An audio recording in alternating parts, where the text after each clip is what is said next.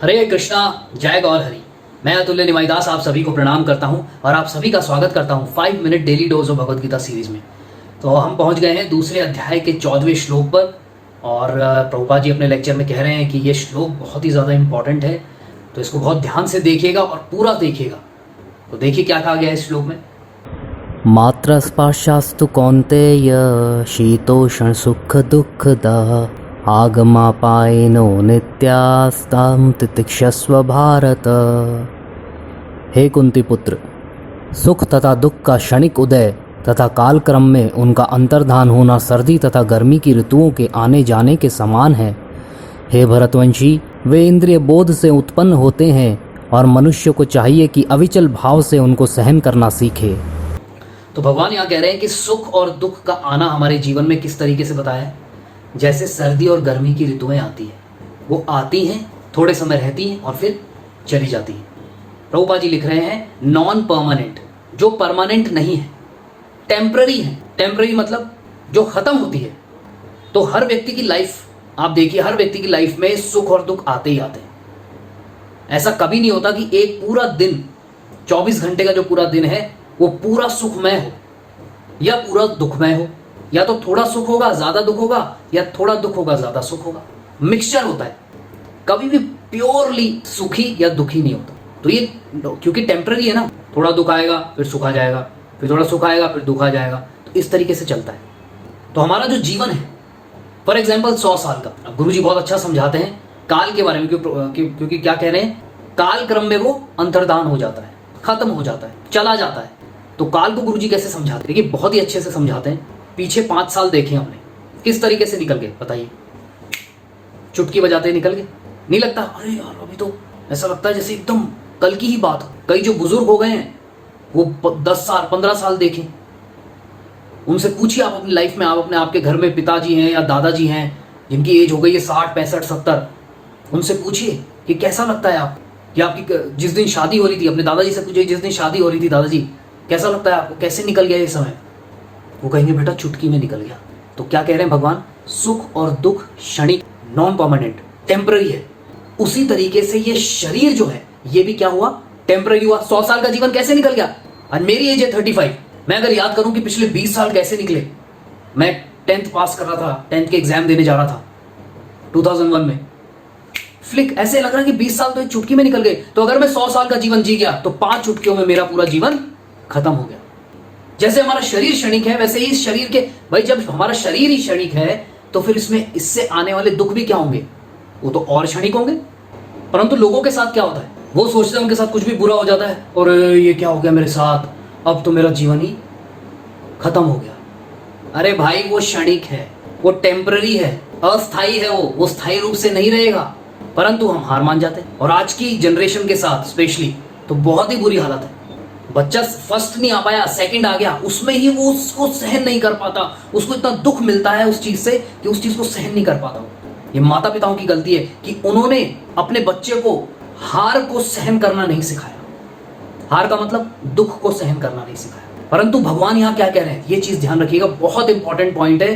भगवान कह रहे हैं इन दोनों को सहन करना सीखे। हाँ जी, भगवान सिर्फ हार को मतलब दुख को सहन करने के लिए नहीं कह रहे। अगर दुख को सहन करना सीखना है, गुरुजी कहते हैं, तो सुख को सहन करना सीखो। और गुरुजी सुख को सहन करने का मतलब, सुख को सहन करने का मतलब ये होता है कि जब आपके जीवन में कुछ अच्छा हो रहा हो तो आप सम रहो। सहन करने का ये अर्थ हो। तो जब आप सुख में सम रहोगे, न्यूट्रल रहोगे, तो आप दुख में भी सम रहोगे, न्यूट्रल रहोगे। हम जब दुख का समय आता है तब हम इतने ज्यादा डिप्रेशन में इसलिए चले जाते हैं क्योंकि जब सुख का समय आता है, क्योंकि जब अच्छा समय होता है तो हम बड़ा उल्लास मनाते हैं, बड़ी खुशियां मनाते हैं। तो जो चीज जितनी ऊपर जाएगी वो उतनी ही वापस नीचे आएगी। परंतु आपने सहन किया उसको, कोई अच्छा समय आया कि ठीक है, तो कृपा है भगवान की, इस ज्यादा खुश होने की जरूरत नहीं। आपने उस खुशी को, आपने उस सुख के समय को सहन कर लिया, तो जब दुख आएगा तो आप उसको भी सहन कर लोगे। परंतु हमने तो हमेशा उल्टा ही सुना कि अरे अच्छा समय है, मजे उड़ाओ, खुशी मनाओ। ये गीता के अगेंस्ट है, ये भगवान के अगेंस्ट है। अब क्या करें, सच्चाई तो यही है। भगवान कह रहे हैं सहन करना सीखना चाहिए, क्योंकि ये तो इंद्रिय बोध से उत्पन्न हुआ है। इंद्रिय बोध मतलब ये शरीर से उत्पन्न हुआ है, ये हमारे शरीर के कारण है। सर्दी गर्मी दुख सुख किसको महसूस होता है? शरीर को, मेंटल, मन को। आत्मा तो मन है ही नहीं, आत्मा तो मन और शरीर से पृथक है, पिछले श्लोक में हमने देखा था। तो आगे हम आपको बताएंगे कि दो तरीके के शरीर होते हैं, एक स्थूल एक सूक्ष्म, एक ग्रॉस एक सटल।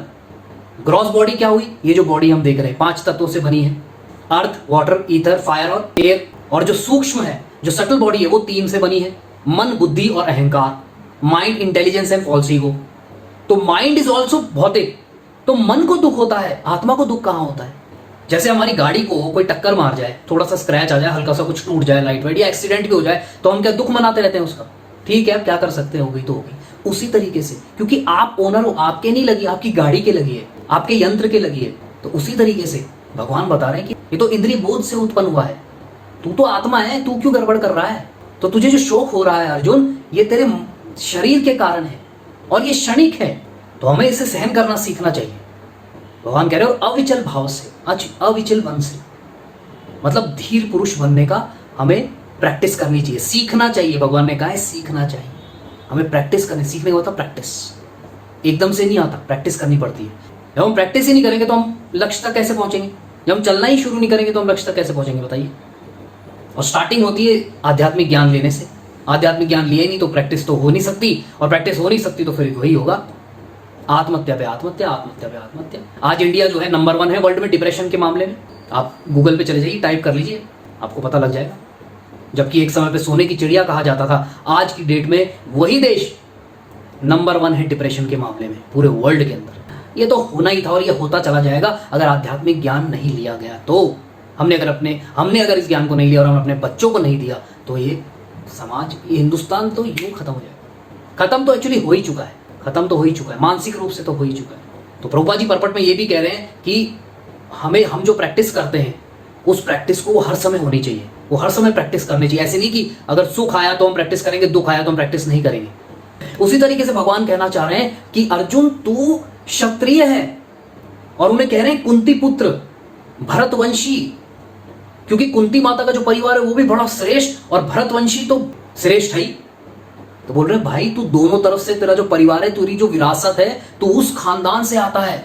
नहीं कहते अरे यार तू तो सुप्रीम कोर्ट के जज का बेटा है, तू अनपढ़ कैसे रह गया? तेरी तो मदर इतनी बड़ी डॉक्टर हैं, तेरे फादर सुप्रीम कोर्ट के जज हैं, तेरे चाचा वो हैं, तेरे नाना वो हैं, तेरे दादाजी वो रहे हैं, और तू तो धब्बा है। तो ये उस सेंस में भगवान कुंती पुत्र भरतवंशी कह के बुला रहे हैं कि तू किस परिवार से आता है, धर्म के युद्ध करने के लिए तू मना नहीं कर सकता। तो यही कह के मैं विराम लूंगा, कल आएंगे अगले श्लोक के साथ। तब तक आप देखते रहिए इन वीडियोस को ज़्यादा से ज़्यादा और शेयर भी कीजिए। फेसबुक पेज को लाइक कीजिए, यूट्यूब चैनल को सब्सक्राइब कीजिए बेल आइकन के साथ। अगर 14 आवर्स का कोर्स अभी तक नहीं सुना है तो प्लीज़ सुन लीजिए, डिस्क्रिप्शन में आपको लिंक मिल जाएगा। आप सभी का बहुत बहुत धन्यवाद। जय गौर हरि, हरे कृष्ण। अगर आप प्रचार कार्य में कुछ सहयोग करना चाहते हैं तो दिए गए बैंक डिटेल्स में आप सहयोग राशि भेज सकते हैं, या फिर नीचे दिए गए फ़ोन नंबर पर पेटीएम भी कर सकते हैं। धन्यवाद।